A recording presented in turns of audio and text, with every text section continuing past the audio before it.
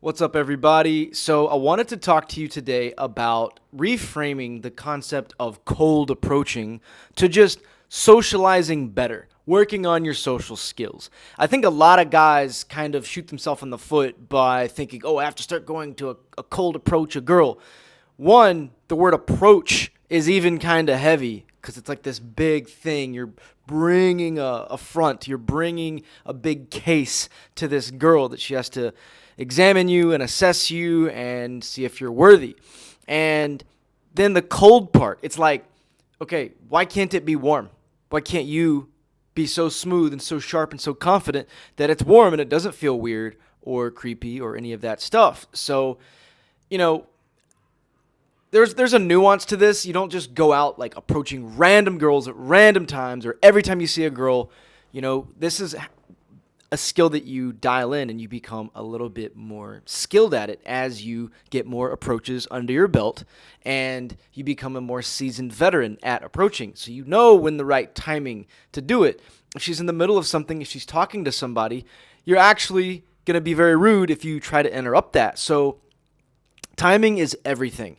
Timing is everything. So, you could look at it as socializing better and even a date. An approach is like a date if it goes well, if you get past the first couple minutes. It extends into something bigger and it's like, oh my gosh, we've been talking 5-10 minutes. So, like, boom, let's go walk around the park. Let's go for a smoothie.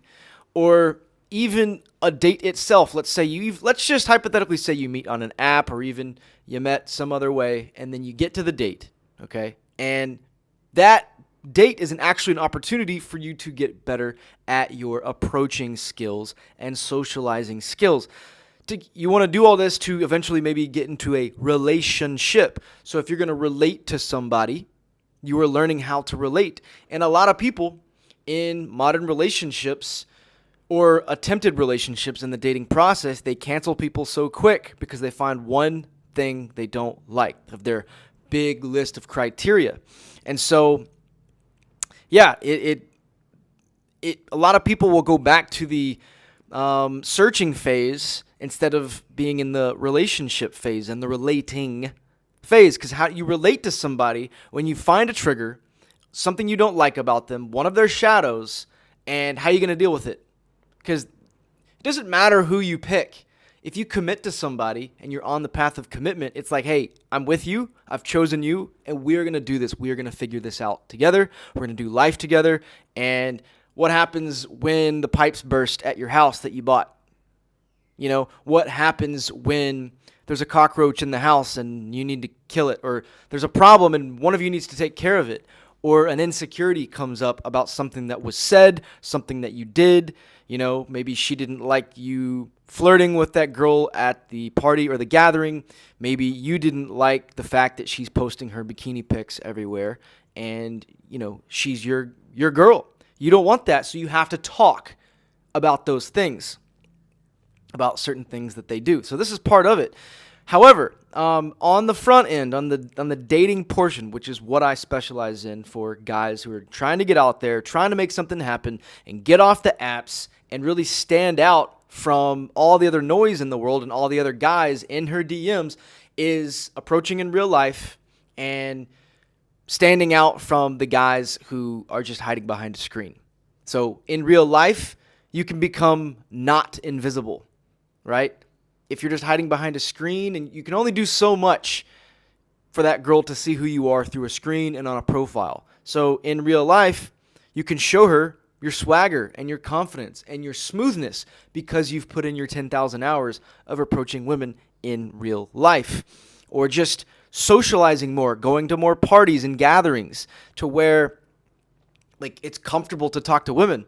Whereas if you never get out of the house, you never get out of your cave, you never cancel your Netflix, you never stop playing video games or doing things that don't lead to you connecting with a woman and spending your life with her, if that's what you want, you're out approaching women in real life, sharpening the saw, sharpening your sword, however you want to frame it. So, at the end of the day, just reframe the stories that you're telling yourself, that it's cold or that it's an approach. No, you're just talking. You're talking more. Talking with women. You're getting good at talking with women. And expressing yourself. Expression is an even deeper level of this stuff. A lot of you guys are not there yet. That's like level 5. Level 1 is open your mouth and start talking. And create community, build community, find community. Find what's happening in your area right now. And yeah, then you once you get past the fear and the shame that you're carrying around that's keeping you from doing all this, you can start to really express yourself. Tell her who you are without caring what she thinks about it. Because if she doesn't like it, hey baby, there's the door. Like this might not be for you, and that's okay. That's your alpha-ness showing out.